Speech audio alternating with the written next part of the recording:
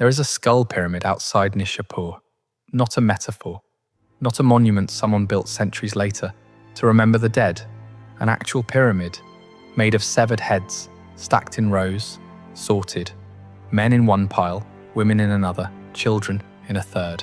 The people who built it did not do it out of hatred, they did it as bookkeeping.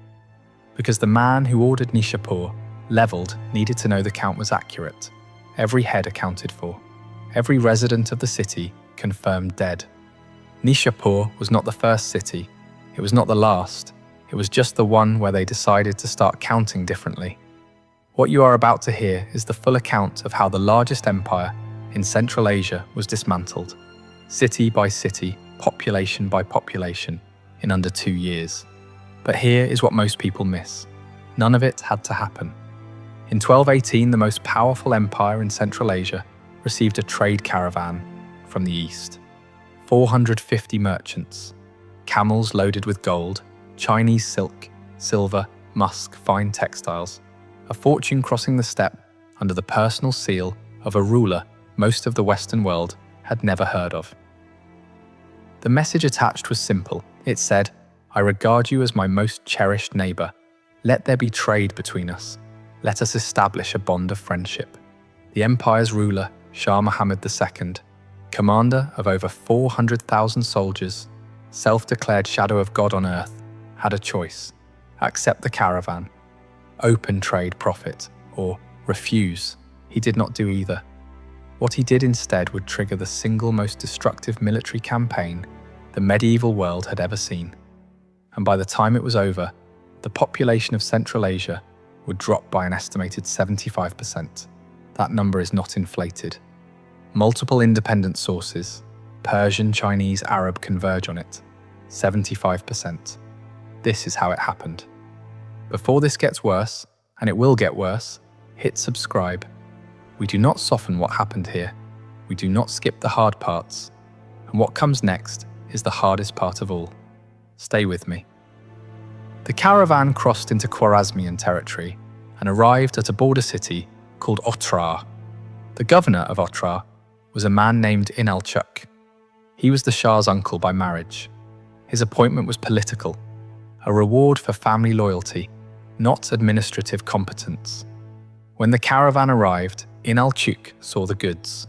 What happened next depends on which source you follow. Persian chronicles say Inalchuk accused the merchants of espionage. Mongol sources say he simply wanted the wealth. The Chinese record says the Shah himself may have ordered the seizure. What is not disputed is the outcome. Inalchuk confiscated every item. Then he arrested every merchant. Then he had them killed, all of them.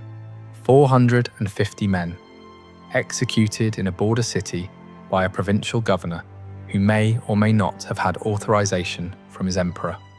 One source, a single merchant, escaped and made it back east. He carried the news to the man whose seal those merchants had been traveling under. And here is the part most telling skip. That man did not immediately respond with force.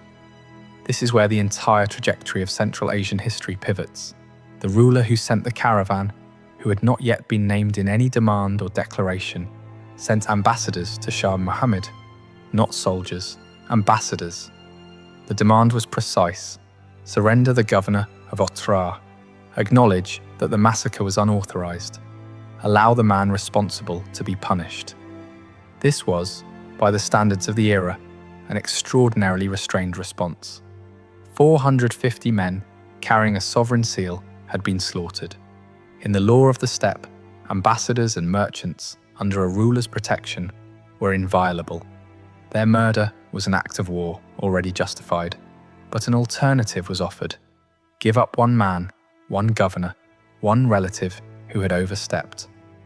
The ambassadors arrived at the Shah's court, and here the Shah made the decision that would end his empire. He did not hand over Inalchuk, he did not negotiate, he did not even refuse diplomatically.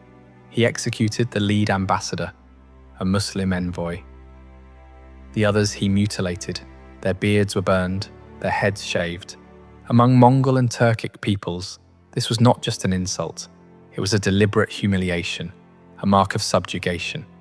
Then he sent them back, walking across the steppe, to deliver the message in person.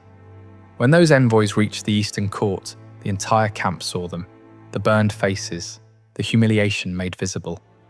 According to the Persian historian Juvaini, who wrote within a generation of the events, the man who received them climbed a hill alone. He stayed there for 3 days. He did not speak to anyone. When he came down, he said one thing: "It is decided." That man was Genghis Khan. Now you need to understand who the Shah had just provoked, not as context, as a threat assessment.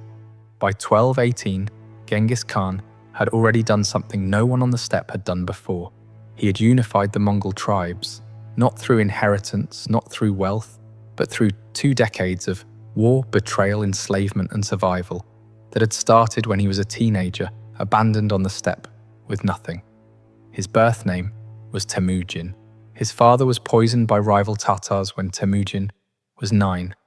His family was cast out by their own clan. His older half-brother tried to starve them by hoarding food. Temujin killed him with an arrow. He was perhaps 12.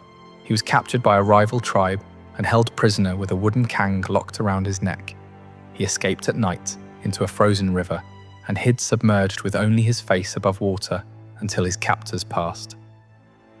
By the time he was 30, he had assembled a coalition through personal loyalty, strategic marriages, and a willingness to promote men based on ability rather than bloodline, a practice almost unheard of in steppe politics.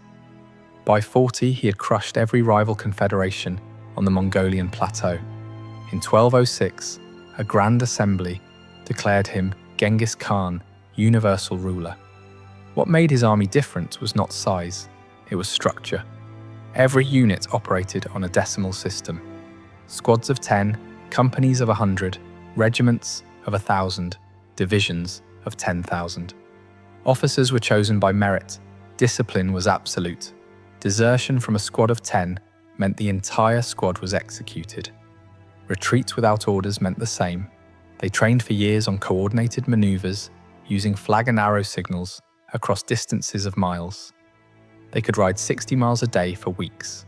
They carried dried meat and fermented mare's milk and did not require a supply train, and they had spent the last decade systematically conquering northern China, besieging walled cities, breaking fortifications, absorbing Chinese siege engineers, learning how to use catapults, gunpowder bombs, and battering rams.